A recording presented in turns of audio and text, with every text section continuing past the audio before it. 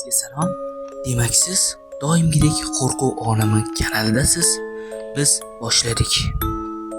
Charli odatiy kunlardan biri edi. Soat taxminan 10:00. Charli telefon tomosha qilayotgan edi va u biroz zerikdi va uxlashga yotdi. Shunda uxlashga yotgandan so'ng uyg'ondi. Soat avvalgidek 22:00 edi.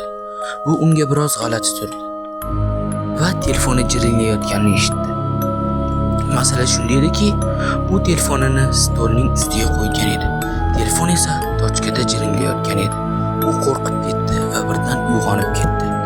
Lekin u bu tush ekanligini bildi.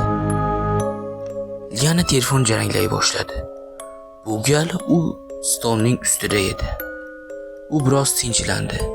Telefonni ko'tardi. "Alyo" dedi. Boshliq esa "Nega ishga kech qolyapsan?" dedi. U "Qanaqasiga? Axir soat endi 10 bo'ldi-ku" dedi.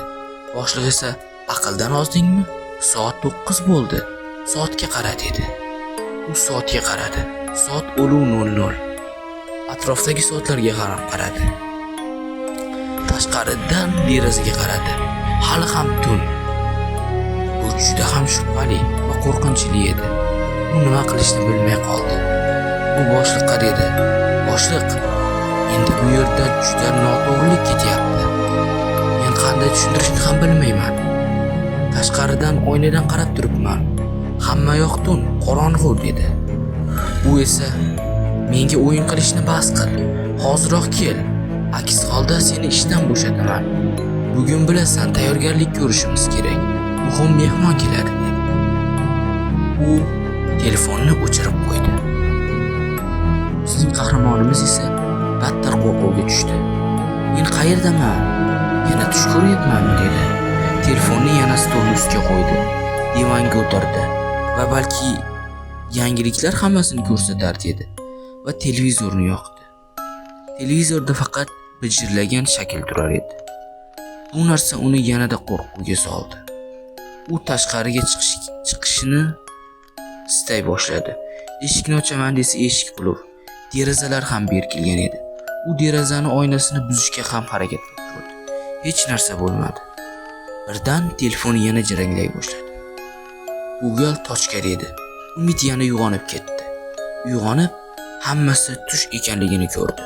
U dedi: "Xayriyat, ularning barchasi tush ekan." Telefon bu gal yana stolda jaranglay boshladi. Soat avvalgidek 22:00 edi. U go'shakni ko'tardi va dedi: "Alyo, men sizni eshitaman." Telefondan g'alati va qo'pol ovoz keldi.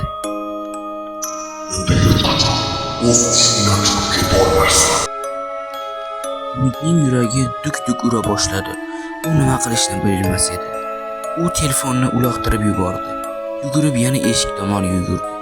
Eshikni ochishga harakat qilardi, bo'lmadi. Buzishga ham urinib ko'rdi, derazalarni ham. Televizorni yoqdi, hech narsa bo'lmadi. Devorni itardi, hamma yoqqa dodvoy solib, hammani yordamga chaqirardi. Uni eshitadigan hech kim yo'q edi. U juda achinarli holat edi. U o'ylardi, endi nima bo'ladi?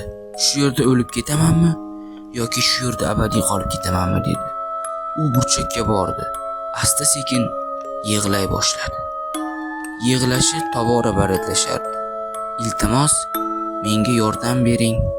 Iltimos, meni qutqaring" degan ovozlar edi. U birdan uyg'onib ketdi va hattoki bu ham tush ekanligini ko'rdi. U xursand bo'ldi.